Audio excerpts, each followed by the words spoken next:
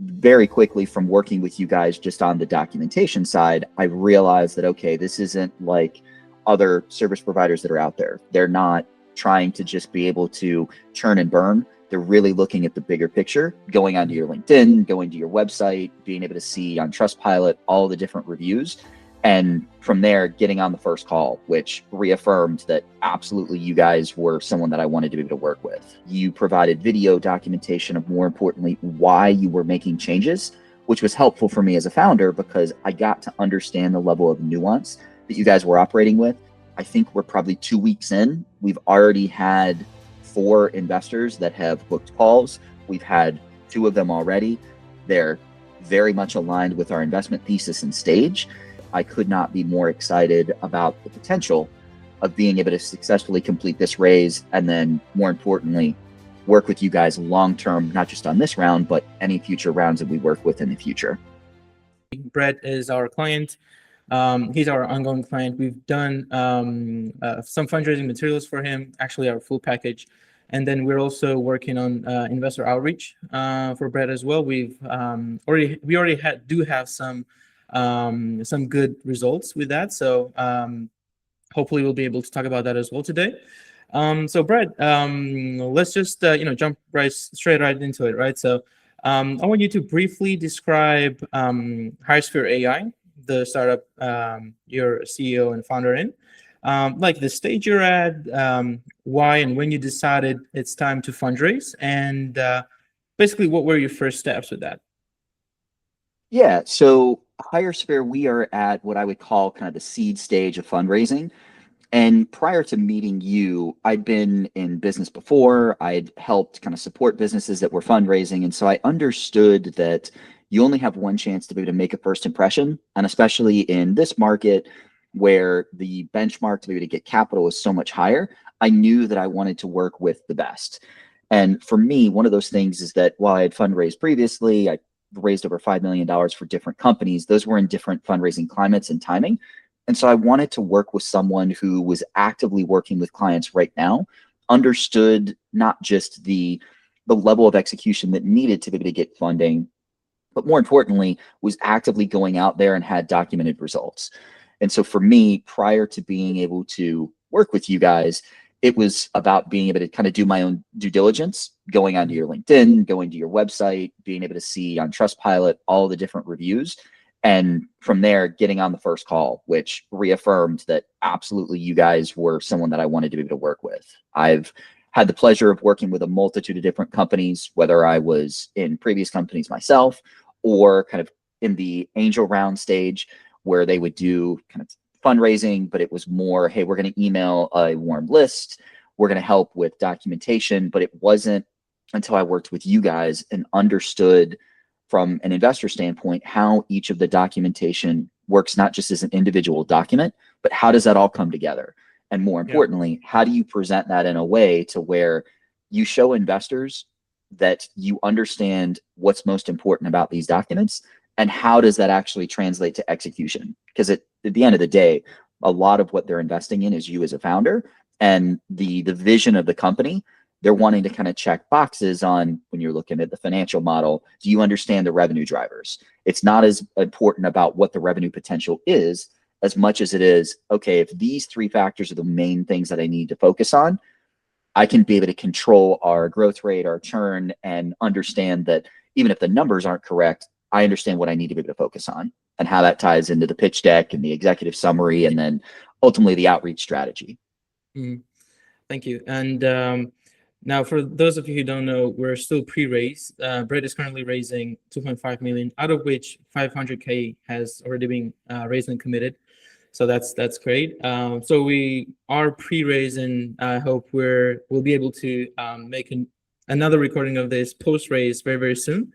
So again, thank you very much. I appreciate your response. My next question is, before we started working together, what did your fundraising materials look like? And like, where were you feeling stuck or unsatisfied with them before you reached out to us?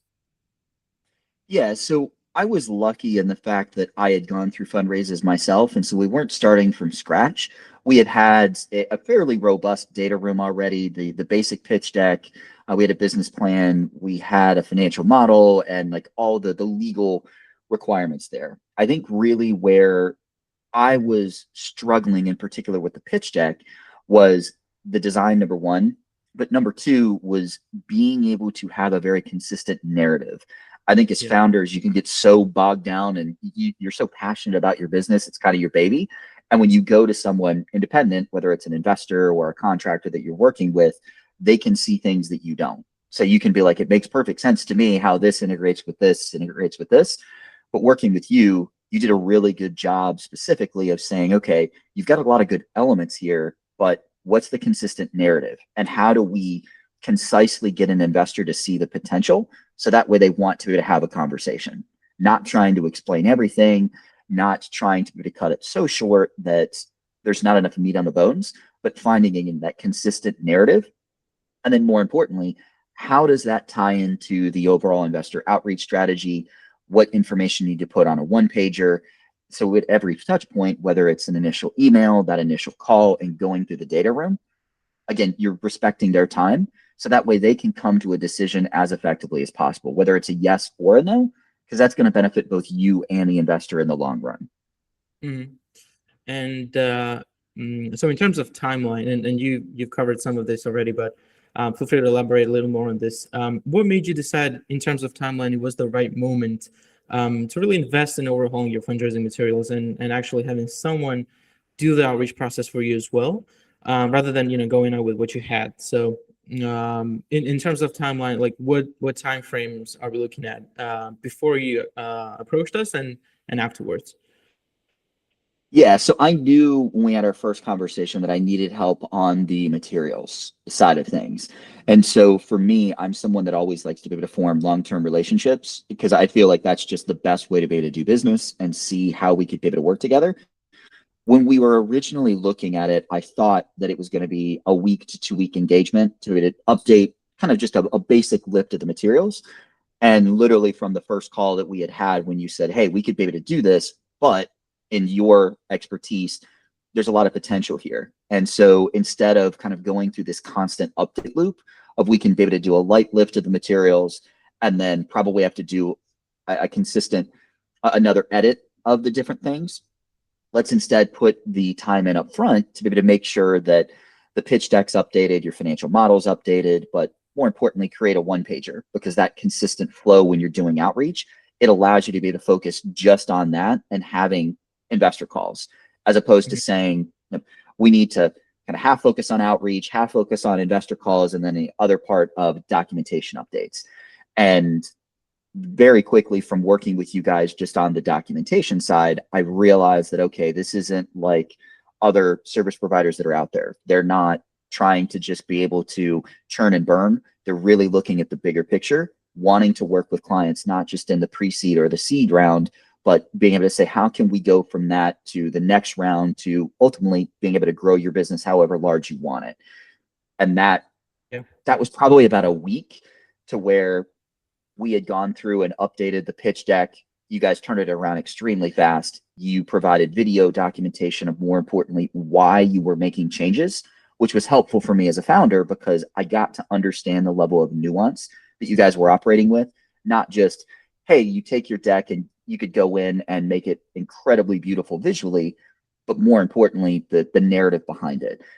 From Mhm. there, I think it was probably 2 weeks into the engagement, I realized, okay, if they're as good with this as they are, that's when we started to have the conversation about the outreach and really going in and talking about, okay, how does this fit into the larger investor outreach and relations campaign? So that way I could have somebody that could add to our existing investor list that had relationships in the space, that had founders that were actively raising. So that way we could be able to streamline all of the entire process. Because at the end Mhm. of the day, I think anybody who's gone through fundraising knows that it's both a sprint and a marathon, and it's a full-time job to be able to do that. Plus, as a startup business owner, you're trying to be able to do sales calls, you're trying to wear so many different hats. So I knew the quicker that I could go through that and be able to get capital, then I could move into execution more and focusing on sales calls. and the results speak for themselves. I mean, from the time that we started doing outreach and end to end, I think we're probably 2 weeks in. We've already had 4 investors that have booked calls. We've had 2 of them already. They're very much aligned with our investment thesis and stage. And so for me, obviously, we're very early on in the process, but I could not be more excited about the potential of being able to successfully complete this raise. And then, more importantly, work with you guys long term, not just on this round, but any future rounds that we work with in the future. Mm-hmm. Yeah, thank you. And I appreciate you pointing out those details. Having said that, about the future, what does the next 90 days look like for HireSphere as you kind of head into these investment conversations and talk to more and more of the investors? Yeah. So for me, I think I break it down into like 30-day chunks. So the first 30 days are really being able to validate the messaging. We've got all the systems in place to do that outreach, but be able to get reps and understanding how can I proactively have that pitch set up in a way that I'm addressing investors' concerns upfront, whether that's being able to highlight it in the documentation or being able to understand that when I'm talking to a particular investor, what are they really wanting to be able to focus on, and just getting reps. I'm a big believer that whether it's sales calls, whether it's fitness, non-business related stuff, the only way that you get better is being able to actually have reps. Hopefully that materializes into a couple of investors that are wanting to go deeper into second calls and diligence. But the most important thing for me is validating that messaging. So that way, when we get into kind of the second 30 days, we we can be able to ramp up the number of calls, and we know that the message is validated at that point. And then 60 to 90 days, my hope is that we could have a little bit of checks already coming in. We have a good base of investors that we've reached out to where over the next, call it 3 to 6 months, we can complete the entire rest of our round.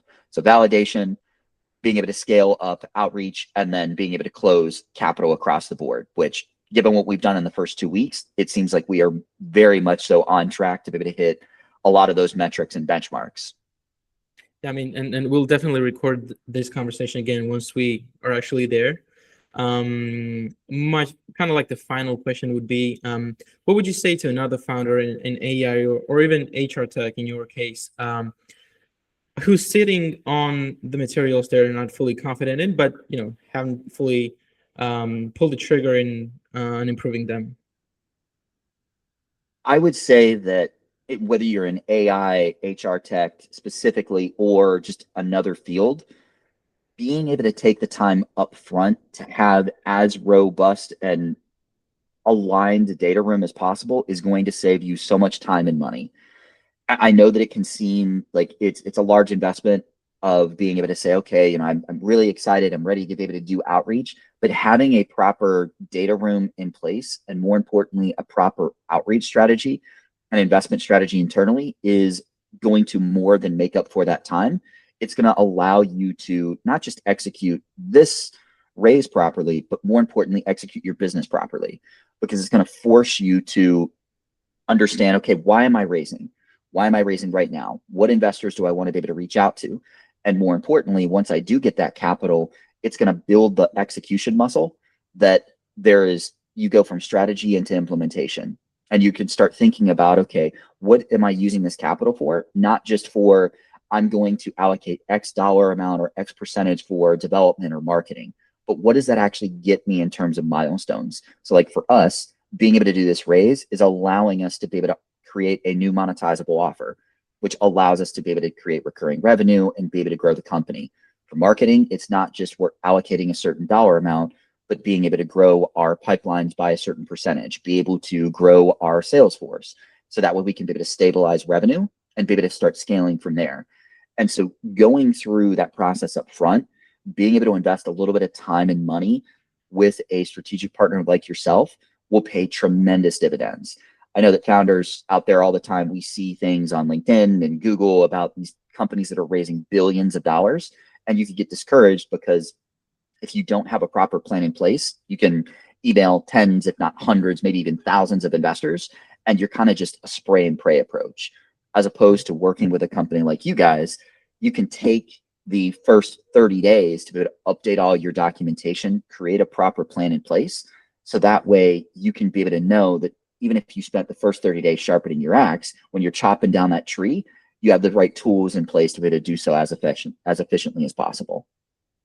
Exactly, exactly. Thank you very much, Brett. As always, it's been amazing to talk to you. It's a big pleasure for us. Again, thank you for the opportunity to work with you guys on your race on your current round. You as well as Ryan, your co-founder. So yeah, and I mean, again, I hope we do this meeting again very soon. I 100% believe that we are in a position that we basically deserve that. So let's keep going. Let's do those meetings, do the outreach, and we'll have those results coming in very, very soon. Thank you very much. Absolutely. Thanks for having me.